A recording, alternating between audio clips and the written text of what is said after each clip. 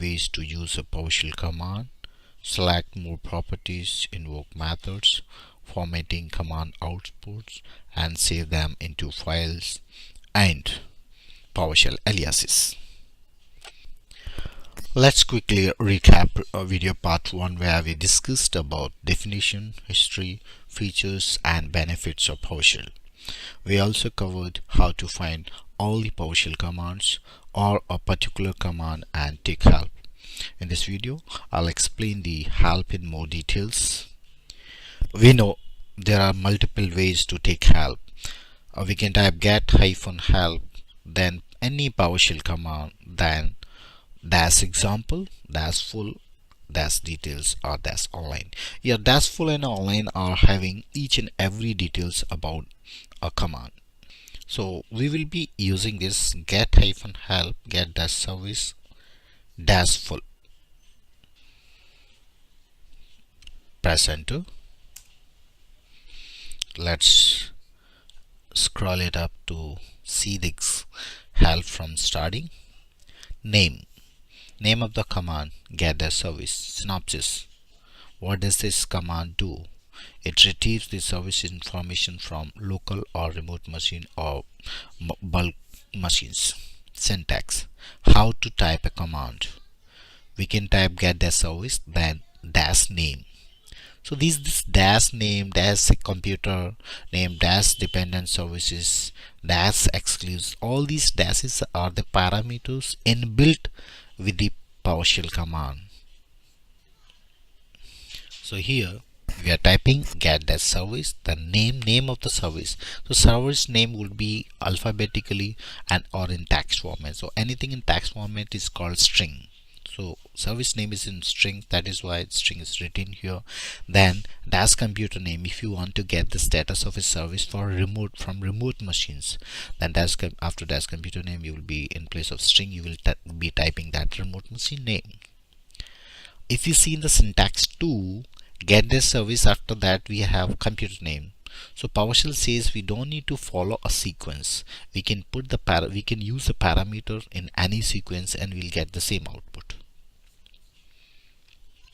So we see, and we have the more description about that the commands, and then we have parameters. There are two types of parameters in PowerShell commands. One the mandatory parameters, another are the not mandatory parameters, or the required. We call them required or not required parameters. We'll be using some practice. We'll be doing some practices to understand them in more details, and later on we have all the examples. Our next topic is multiple ways to use a PowerShell command. The first point, get a service status by its name. So by its name, I will be typing get the service, then name, which is a parameter. It is asking us to input the service name. So here I am typing spooler. So I am getting the output. Next is get a service status by its initial. So if I don't know the complete service name, I can type just spool star, or I can just type spoo star. I'll be getting the same output, or spo star, same output. In case if I type just as star, it will be providing me all the services which start from letter S. Next is get multiple services status and get a service by its display name. So if I want to get the service, two service status, get the service name, and typing spooler, and another service WinRM. If I press, I'm getting the output, the status of both the services. We can get the service status by its display name as well. So we don't need to type the name of the service. You can type get the service, then hyphen. We can use the parameters display name. Here I will be typing print spooler. Enter. So I'm getting the output.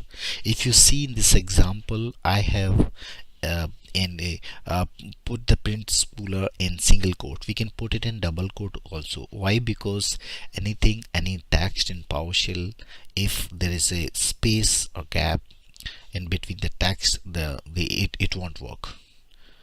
Okay, so in that case we need to put single quote or double quote. Next is get all the services, start with the latter excluding a particular service. How to do that? So I'm typing here get the service and name start from W. So it's providing me all the services which start from W. Here we can see there is a service WinRM. If I want to exclude that service, we can use exclude parameter WinRM. Okay, now WinRM service is excluded here. Next is get a service status from remote machines. Get all the services in running state or in stop state. For that we will be using the PowerShell script block get the service, then pipe where $_ status is equal to running. Enter. So here we have all the service status which are in running state. If I want stop, we'll just replace the running to stop.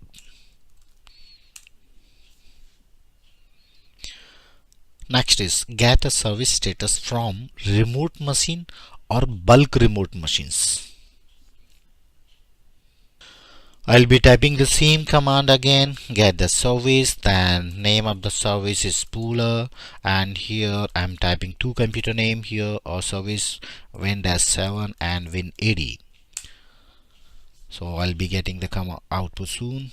So we have the output from both the servers or machines where the spooler service is in stopped state on both the machines, but it is not clear which service is from which machine. That will be covering in the next section.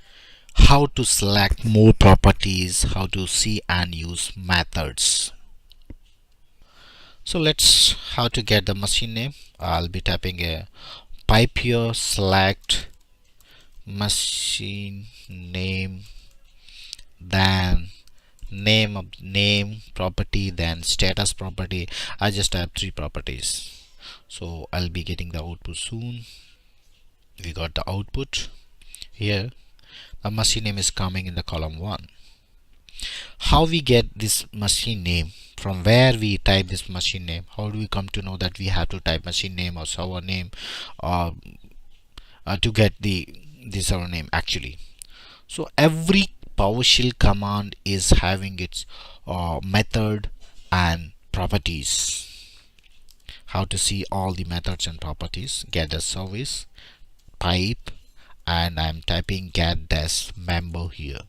So when I type get dash member, here we can see we have script method, properties, methods, event, and alias. There are several properties, but here now we are covering only the property and methods. Properties are the attributes or the properties we want to get the retrieve them, and methods are the actions. For example, if you want to stop a service, start a service, refresh a service, pause a service, or kill a service, then we will be invoking or using methods. Let me give an example of property again. Get the service, then name of the service is this time will be taken an WinRM service, and I want to select some properties from here. Select let's take the machine name. I'll be copying here and I'll pasting here, comma, then after machine name, display name, I copy display name, then paste here, then service name. Okay, then after that I will be typing status, just paste. So I just copy paste or selected only 4 properties. Let's enter. So here I have the entire output. of all the four properties. Machine name is dot, which means localhost. If I want to get the same status from remote machine, I will be typing just after the service name here the computer name, and here this WinAD is my remote machines. When I press enter, we have an output from remote machine as well. Let's take an example of method. Get the service spooler. Currently my spooler service is in stop state. How to start it? I'll be putting it in small bracket. At the end I will be typing dot. Then we'll be using the method. If you scroll it up, we have a method here. If you see, there is a method start. So how you will we will be using this start. After start we'll be using start and stop bracket. Okay, so I'll be typing start and enter. Let's check the status again to confirm whether the service is started or not. Okay, the service is started successfully. Next topic is formatting commands outputs.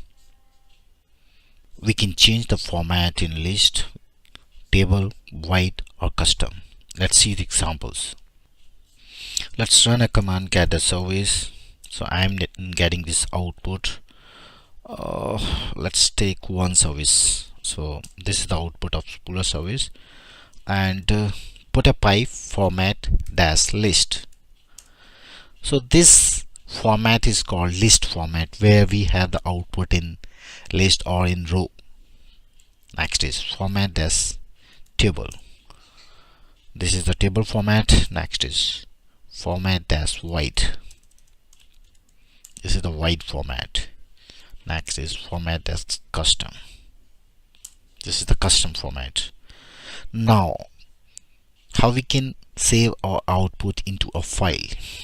For example, get the service, and I'll be typing format dash table, then out dash file, ctemp service dot txt. So here the output of that command is saved into a file service.txt. Although where we are putting the pipe, whenever we type a new command, before that we need to type a pipe. If we want to save the output in CSV to open it in Excel format, we can type get the service. As in that case we don't need to type format dash table. Why? Because the CSV command automatically changes the formats in table, so we don't need to type it.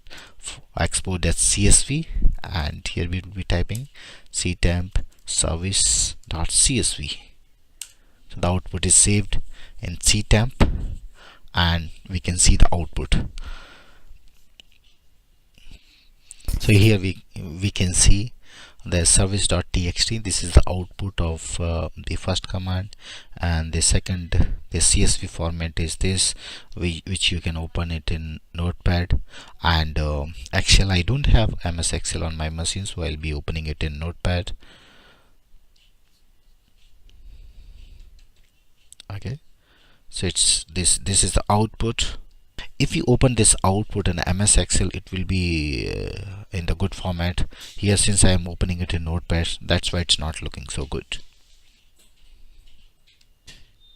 If you want to get all the aliases in PowerShell, we can type get as alias. Let's type it, get as alias. So these are all the aliases. If you see in the example, the complete command is start dash process. In place of start dash process, we can type SAPS. We have start dash service. In place of that, we can type SASV. Okay, so get dash process is one of the PowerShell command which provides us the output of all the running services, along with its several properties: handle counts, non-page pool memory, page pool memory, CPU ID, what is the process ID, process name, workstation, virtual memory utilization. Our I don't want to type the complete command. I can type GPS. GPS is a short form of get dash process. We call it alias. We can also create our alias by typing set dash alias, and I want to name my alias Mano, and for which command I want to type get the service. When I press enter, so now what happened, uh, get the service, we have made an alias as Mano. So if I type Mano, I'll be get the same output what I get from get the service. Here we have the service status,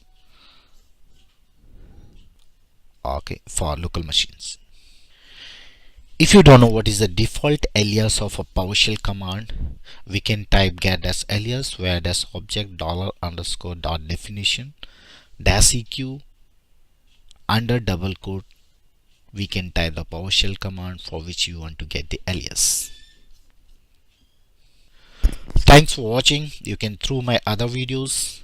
You can email me for any query, questions or suggestions on my email ID man_agrdal@yahoo.com, manoj2kumar@gmail.com. To watch my other videos, please subscribe my channel.